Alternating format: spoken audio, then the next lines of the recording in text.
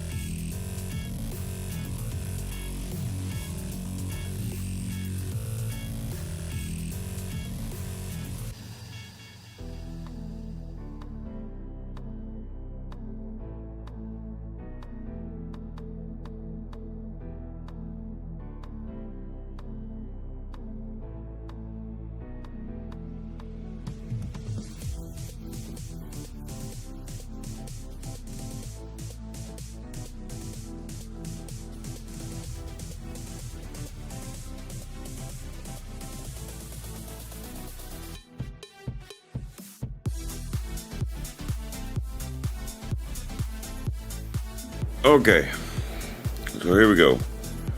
I suppose we just get started. I guess there's 4 people on right now, so, or 3 people. Hi, my name is Daryl Phillips, owner of Warpole J Gaming, and what we do here is listen and talk. Hope everybody had a good day. It's effing humid and hot outside. It's awful. I mean, look at my forehead, man. Look how sweaty it is. It's gross. Anyway, so what I'm going to be doing today is I want to just continue on the conversation that we've been having the last couple of days on some of the things that are going on right now. I find myself sometimes overwhelmed with the amount of information that I'm learning right now. You know? And I don't, how do I nicely say it? I'm still processing what I'm learning, if you understand what I'm saying. The reason why that's important is because it's one thing for you to learn something, okay? Like news or something that's going on. What's up, y'all? It's one thing for y'all to learn the stuff, but it's another thing for you to overreact. it's hard to not overreact sometimes, especially when something's emotional. And especially for someone like me. And this is kind of why this is so important to what we do here. I normally do not get into politics, but after the last election 4 years ago, I didn't really pay attention that year. We just started this, and I honestly didn't understand anything. I didn't understand what was really, truly going on. No different than some of y'all. When those Minneapolis riots happened, me and Dwan were just shocked by it. Because we used to hang out right there on Nicollet Avenue where the main part of the riots happened. Nicollet Avenue was destroyed. Utterly destroyed. It's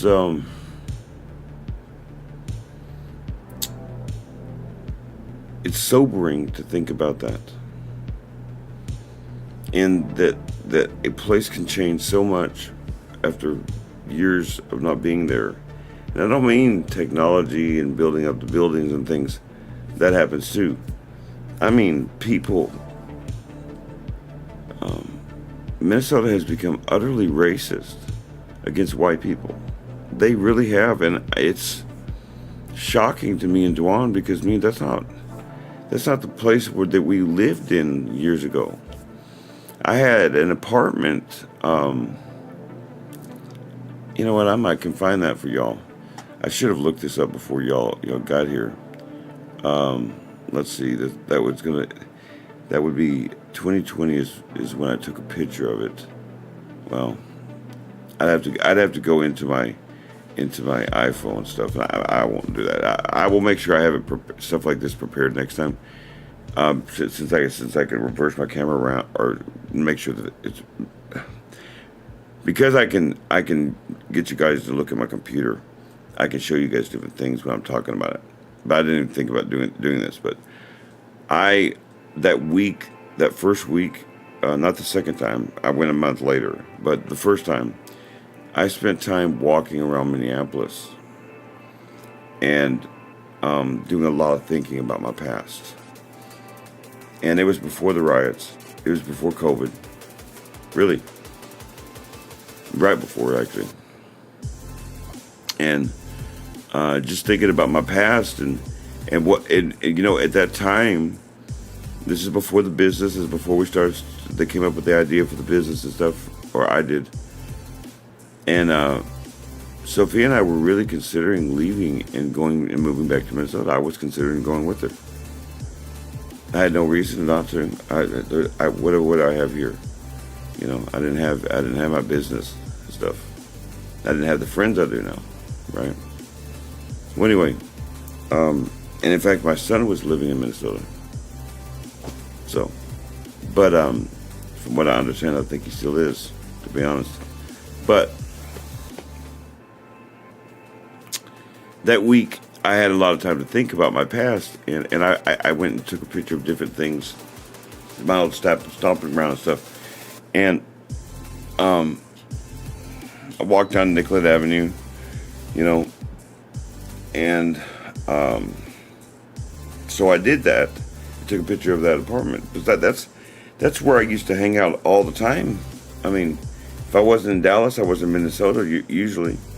And I was homeless up there, and so for that place to be destroyed like that, for it to burn like that, it was shocking at the time. But then, of course, you had the COVID situation and everything.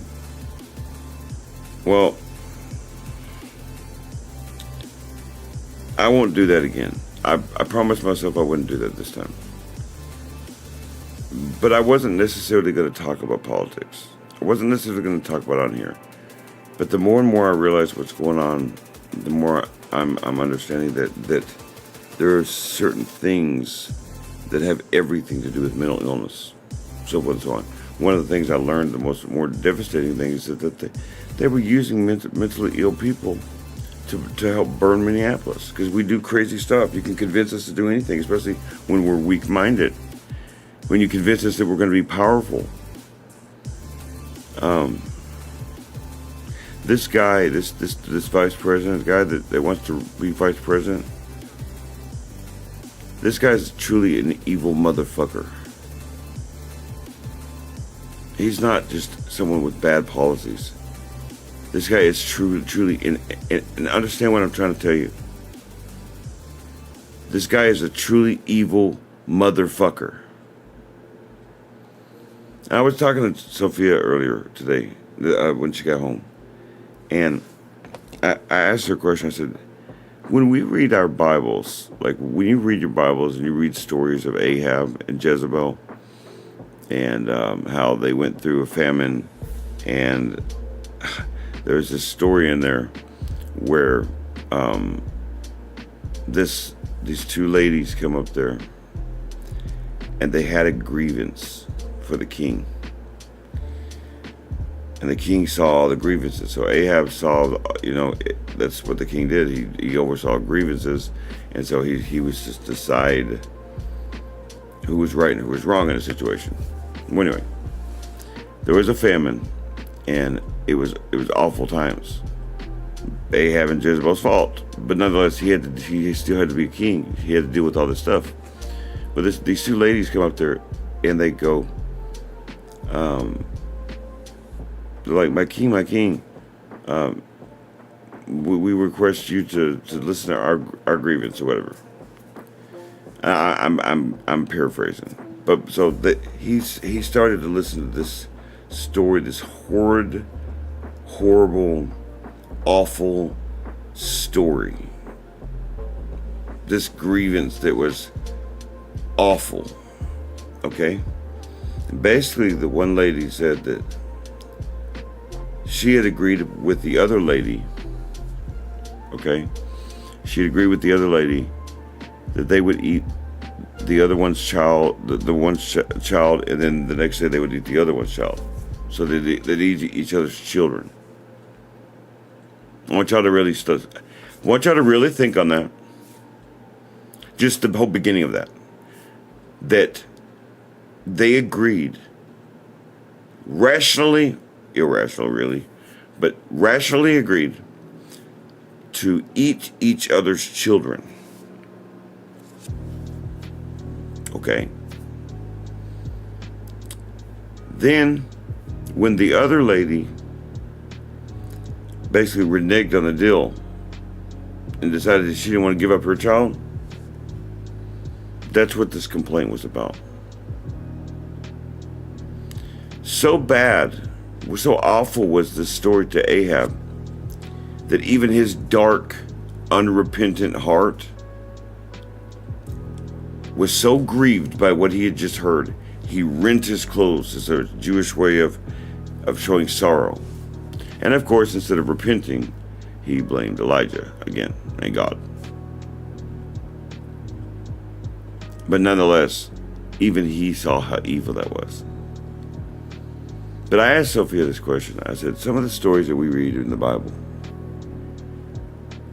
and some of the more horrible things that you hear about, like Israel, both northern and southern Israel had dark areas where they would, especially the northern Israel, where they would, what they call, pass their children through the fires of Moloch.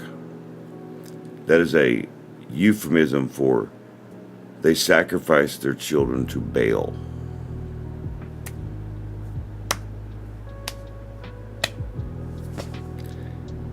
And so, just thinking about that, you read those stories, but you never really put yourself in them.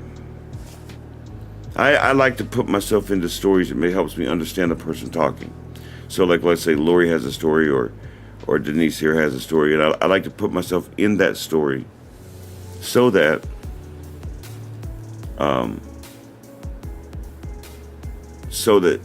I can understand their perspective. But it's very difficult to understand a story's perspective when they're talking about something I have never experienced. I mean, y'all understand that. You can only ever show empathy. You can't ever show sympathy towards a person that you've never actually experienced that particular situation. So even when I tell my homeless stories, I know that you guys hear me and you might you want to feel bad, and you listen contently to what I say, but you guys can't really understand homelessness. What's like that? But in this case, you're talking about horrible things. Like, I can't imagine living in another country, and walking down the street and being accused of something and then being shot for it. Some of these countries are so bad, right? So, but you hear about those stories all the time. I've never experienced it. I've never been to another country. In the United States, we've been blessed, and I'll get to that in a second. I'm going to tell you guys something, and I'm about to go really dark. Okay? And I am so sorry for this, but I have to tell you that it's the truth. This country has lost its freaking mind, and it's lost its soul. And I don't care about how much you stop taxes or communism or socialism or all those things. You can elect 1,000 Donald Trumps. There are crimes that we have not asked for forgiveness for, that God will not allow to continue, and that scares the crap out of me. That there are entire civilizations buried under the sand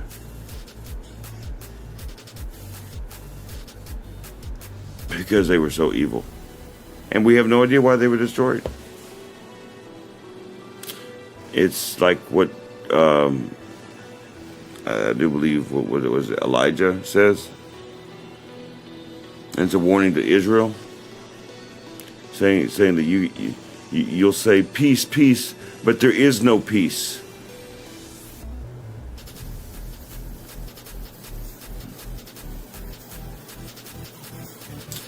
The Bible tells you all. I'm sorry to get religious on you. I really am. But I got to be honest with you. This is just my thoughts, and I'm sorry.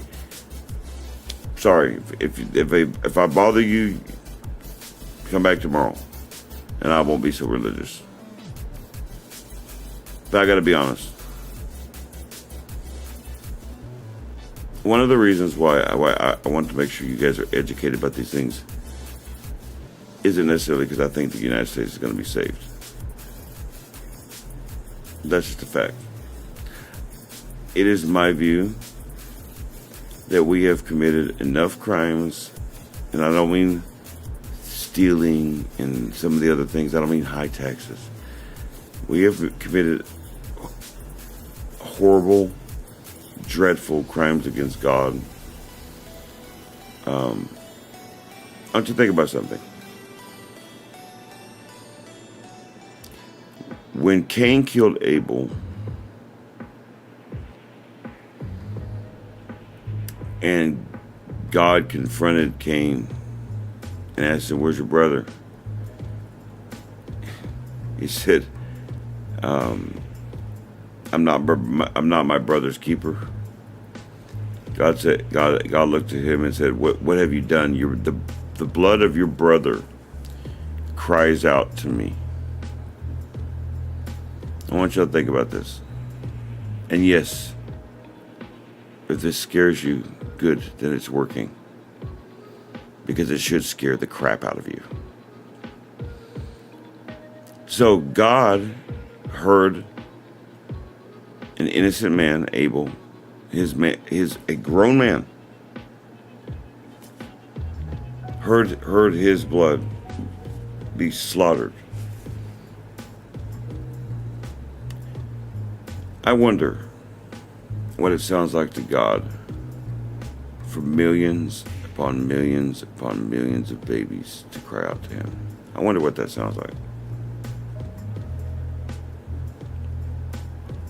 Because at least the Baal worshipers, at least they sacrificed to a god. It was a misguided interpretation of what they knew was hope in their life. I know that sounds crazy, right? That you think, well, why would you kill a baby for hope? Because from that sin, Adam and Eve, from the first sin, God told them that through a woman, okay, it's going to be a virgin, that the Savior of the world is going to come. That was the first prophecy of Christ. Right? First prophecy of Christ is literally in the first chapter of the Bible, or second chapter of the Bible, or third. It's when the fall happened. My bad. It's when it's after the fall. Okay. So that was the first prophecy of Christ. And the reason why that's important is because that was the beginning. That was the beginning.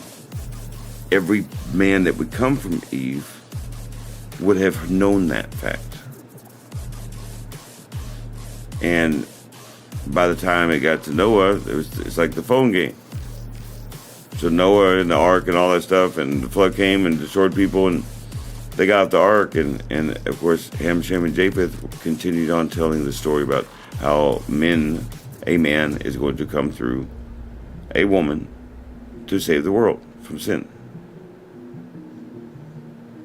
And then you get your paganism religions right after that. And in those pagan religions, they all talk about the fall of man. Pandora's box is the Greek version of the Adam and Eve story.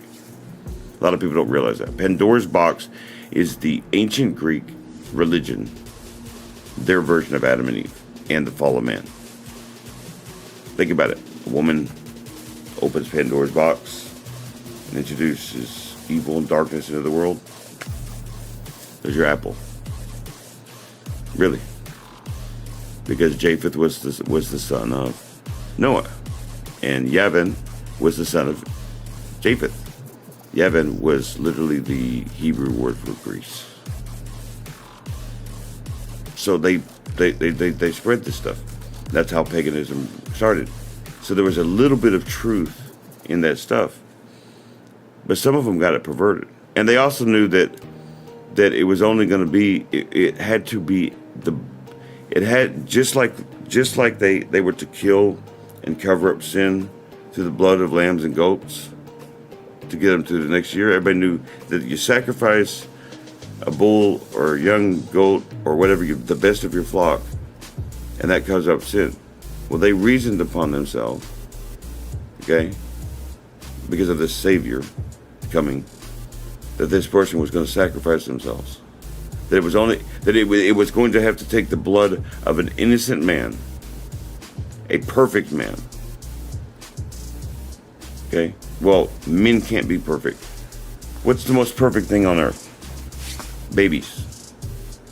And some religions got it wrong. Really wrong. And so they would sacrifice their children instead of the blood of lambs and goats. They thought they were one-upping the sacrifice, committing great evil in the process. Yeah. But at least they worshipped a god when they did it. Tell me something. Baal worshippers worshipped their god, and they sacrificed their children on the altar to Baal. Many women, some women, not many women, but some women, sacrifice their children on the altar of convenience. Good job. It's true. Sacrificing your altar.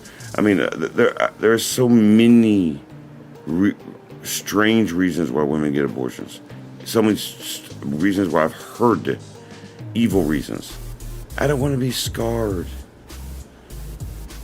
I don't want to be this way. I don't want to be.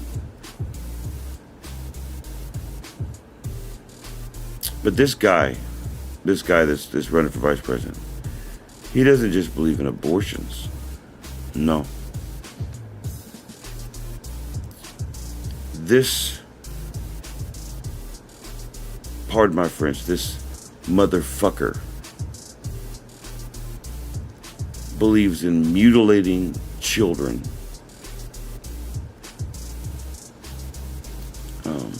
cutting off their boy parts or cutting off their girl parts or mutilating their girl parts to turn them into the opposite sex.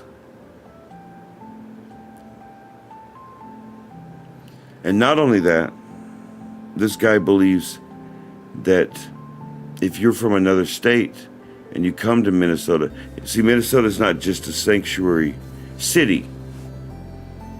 Minnesota has been turned into a sanctuary state.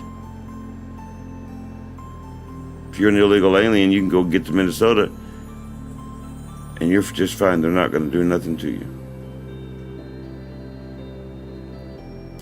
But that's not the only problem. He made a law where little kids that if they decide they want to be a girl or a boy at a young age, and they run away from home because their parents don't want them to, and they run to Minnesota, there's a state law protecting those children in which he won't return them back to their parents. That he's taken their parental rights out of their hands once they cross the border. That's what this guy did. That's who we have running for vice president, just so you know. So I guess it's just a little bit more than taxes for me, huh? My mother would be appalled.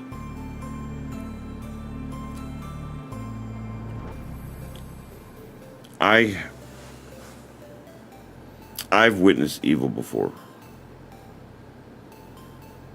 Darkness, you know. But I have never seen that. I have to be honest.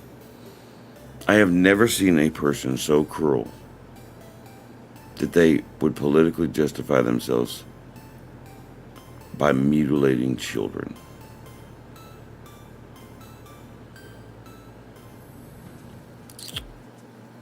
And Kamala Harris has no problem with him. Well, I don't really care what everybody else has a problem with. I can tell you who does. And he's not going to go on. God is in the U.S. government. God isn't anything else. And very, very rarely does our time fall on God's. That'll be when we least expect it. Just the stuff I hear. I have to prepare for this stuff here. And I don't even know what to tell you guys half the time.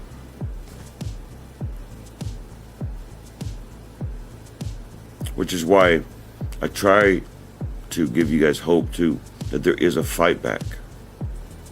There's a fight back. There is a way to destroy this evil. But we have to be vigilant.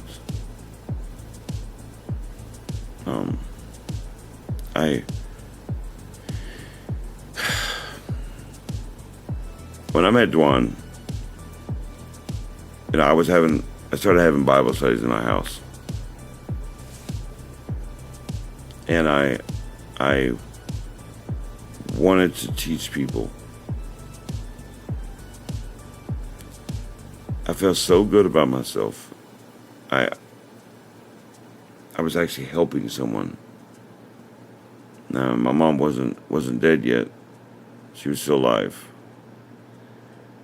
I was so proud of myself. My mom was so proud of me. And of course, I screwed it up. I have longed. I longed for so long to try to get that back.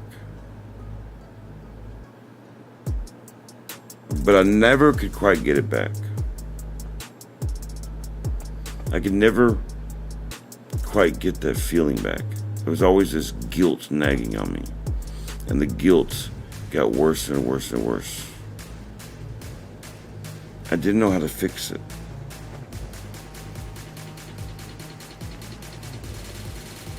And it drove me almost mad. Really. And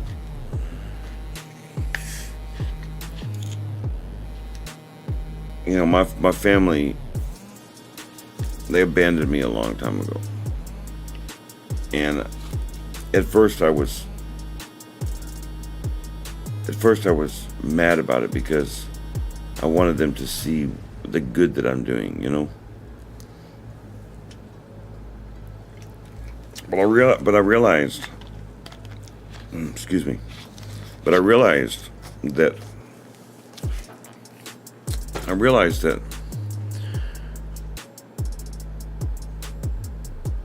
if I do it for other people, like, in other words, not help people, but I'm saying, if my motive is to please people,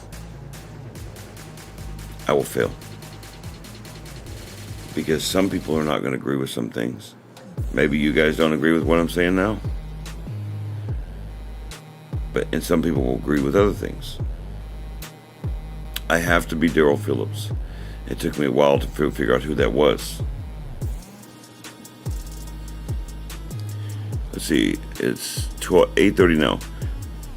I'm going to take my little smoke break. You guys listen to music real quick. I want you guys to listen to this though.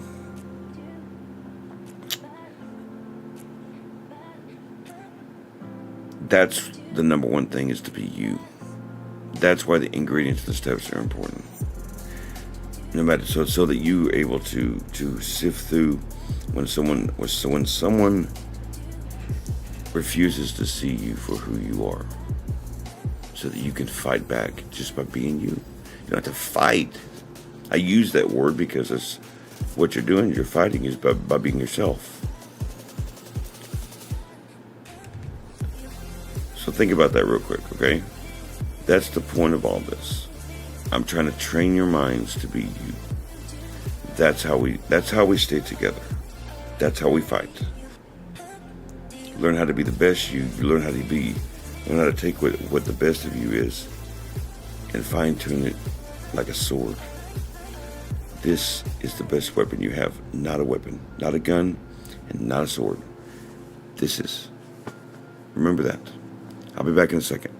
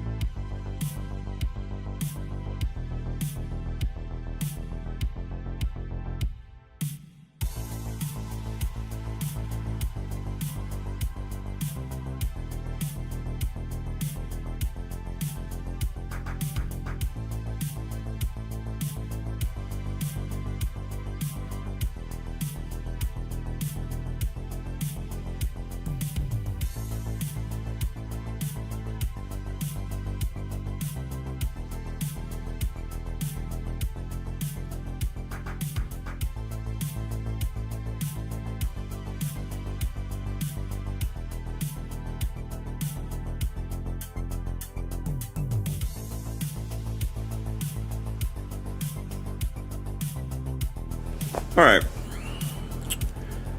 Okay, I'm back. So, let's transition to. I want to give you guys some example of some tactics that they will use against us. So, I don't know if you guys watch the presidential debates. It's not just the presidential debates. It's this modern day form of debating. And atheists are taught this to debate like this. A lot of these liberal schools teach you how to debate like this. What they will do is they will run like 5, 6, 7, 8 pieces of information by you really fast, by the audience really fast. This is why I don't like this kind of debating. I like one-on-one debating. I like it in front of people, and I like us to debate. I like to let you finish and then let me respond. And the debate doesn't end until it ends. There's no moderator. Okay? There's some rules to it, really. But let me tell you how they do it, though. The professional way of doing it. I hate the professional way of doing it, but it's how they do it. If you're going to go debate somebody, you have to learn how to debate like this.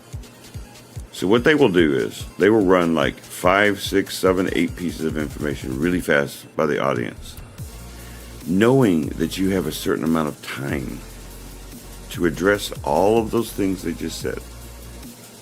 They do it as fast as they can, knowing that you're not going to be able to address all of them during the debate. It's a tactic they use because false people that are wrong about their information that's how they do it. Because if your mind isn't able to stop and think about what you're saying, what the person's saying, then you're not going to know the difference anyways. Second tactic they use, they will put something true that you know is true with something false to associate this with this. Then they will put something true and false with in other words, the point they're trying to make is that this thing over here is wrong. They do this when you're debating creationism, when you're debating the Bible. They would say this over here, and they would try to compare it to something else that you know blatantly is false. And so your mind automatically associates the false with the true, and now they're both false. So the tactic they use, it's wrong, and they don't play it on me. That's why I don't get in formalized debates, because not because I can't do it, but because it's not a use. I think that kind of debating, it has its purpose. I'm just not going to be the one to do it. If I'm going to have a debate, there is going to be an audience, because otherwise you don't teach anybody. And yes, the audience has to be picks from everyone.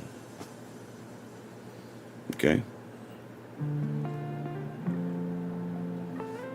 Which means that you have a mixed audience. So there's no, if there's 50-50 split, Christian and an atheist or something. Okay? And when debating certain subjects, I'm not going to let you get away with not answering a question just so you can move on to another question. Unless you have answered the previous question, I will not be moving on until you've answered that question. When you answer that question, we can move on. If you ask me another question, I'm going to pretend you didn't ask it to me. It's not right. When I ask you a question, you should be able to answer that question. When you ask a question, I should be able to answer that question. I'm not afraid of what I believe in. Why do you have to use tactic and things like that? Why do you have to use and that's not even tactic. That's straight up deception. Because the human mind works a certain way. We work at a certain speed. We do have to contemplate on what we're thinking about, and not everybody thinks very quickly. You have to actually think on some of these things. These deeper subjects, you really have to think on. And if I know that I'm talking to an audience that don't know the subject matter like I do, and if I'm like one of them,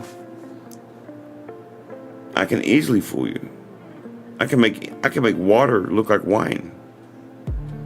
I can be a fake Jesus for you. Truth has no agenda. When you stick to the truth and you're honorable about doing it, let the person answer. So when you ask a question, let them answer. Okay? But that doesn't mean that they get to just move on to what they want to ask, because there might be a follow-up question to their answer. Now, sometimes I will ask a question as a setup question to start you looking in the right direction. Before I can get you to go down a path and take a first step, I have to get you looking in that direction, or it doesn't work. Okay?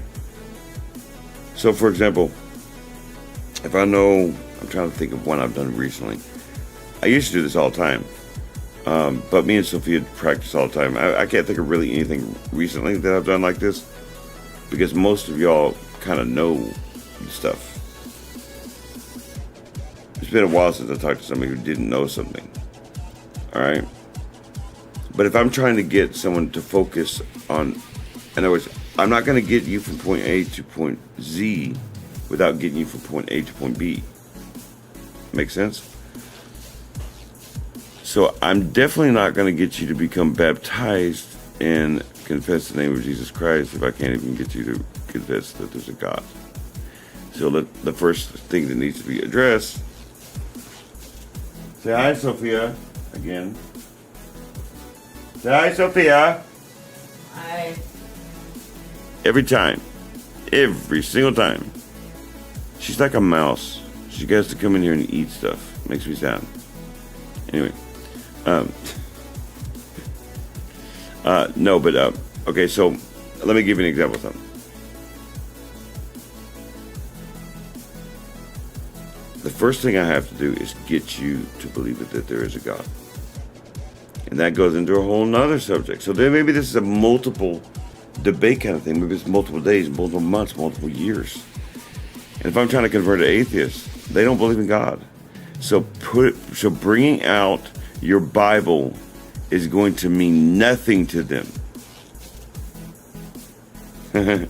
Lori said hi. So bringing out your Bible is going to mean nothing to them. So you have to figure out a way to prove God without the Bible. Okay? Well, if you don't know your stuff, then don't bother. Don't bother to begin, because you're not going to know what you're doing. But I can. I've already taught Dwan how to do it. He can't do it as well as I can, and I've taught Sophia some stuff too. Simple arguments. Doesn't have to be complicated. Simple arguments. In the case of politics is a little more simple, in my opinion.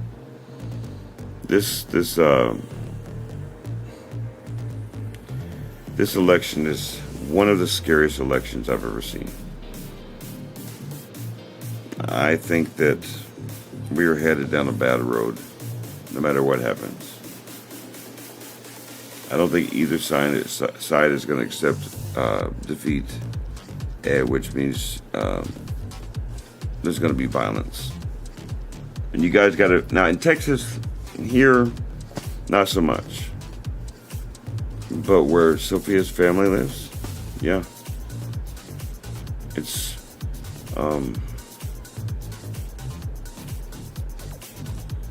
Sophia would be devastated if something happened to her daughter.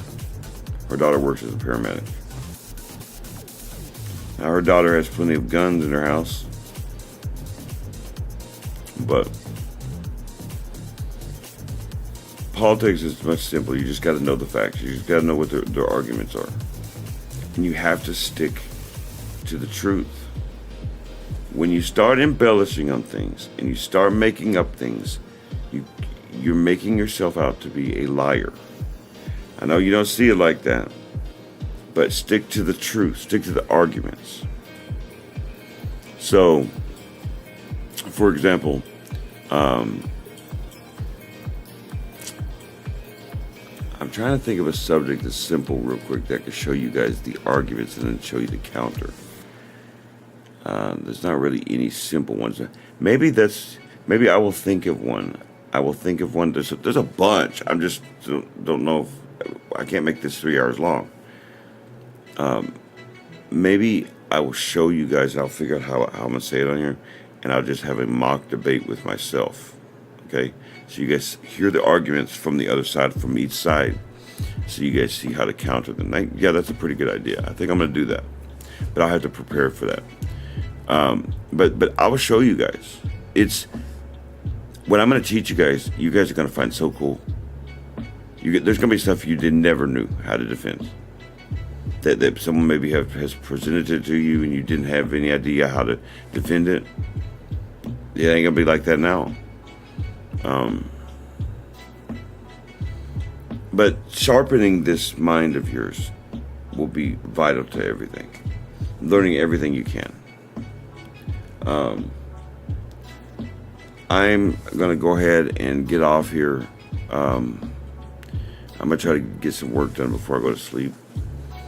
But what I will do is I will find a simpler argument, and I will try to show you guys what they would say and what I would say back. So to show you guys how to think and all the different options that they can say to you. I mean, I've done this a while, so I know what I'm doing. But to show you guys, I've never actually shown a person how to do this. Juan's always just paid attention to that stuff. I've never actually taught this, so you guys are going to get a first tomorrow. This will be the first time I've ever done this, and especially done this live like this. I was already thinking about doing this on the other channel as far as the Christian thing, but I'm not just going to talk about. I'll give one from politics, and I'll give one from, since most of the people here are Christians, I do believe. I'll give one from Christianity to give you guys a little iron in your soul tomorrow. All right. So, behave yourself tonight, and we'll have fun tomorrow, and on Friday too. I'll come up with something else so you guys see all the different things you can do once you have the knowledge. You understand? So, have a good night's sleep, y'all. Be safe when you're driving. Be safe when you get there. Be aware of your surroundings, right? Be understanding of one another, not just from your perspective, but from theirs. Try to learn these arguments. Listen to what I'm saying. I'm trying to show you different ways of how to defend yourself against some of these things that people say. The bad things, So you don't get in an argument. You don't want to get in an argument. You want to beat them, but you don't want it to be an argument. You want to beat them, but also at the same time as you're teaching them. You understand? Be understanding that you're not God, though. That you can't save everybody. And that's the most difficult part about all this. It's the most difficult part for me, that I lose people, that I can't save everybody. You understand? Remember, life is fleeting. You're not promised your next breath. It's just not. So take now to learn everything you can. Listen to Daryl. Listen to listen to how I do things, so you can figure out a way how to defend what you believe in a similar manner, right? Go outside your box. And you know what? You may find out that you may be good at this. Man, you never know, because this is outside your box. Denise is the only one that's a lawyer here. Many of you have never even tried to come up with a logical argument to defend your faith, or defend your political beliefs, or defend yourself, so you're not being attacked and just called names. Right? Until tomorrow, may the Lord light guide you in all things. Goodbye.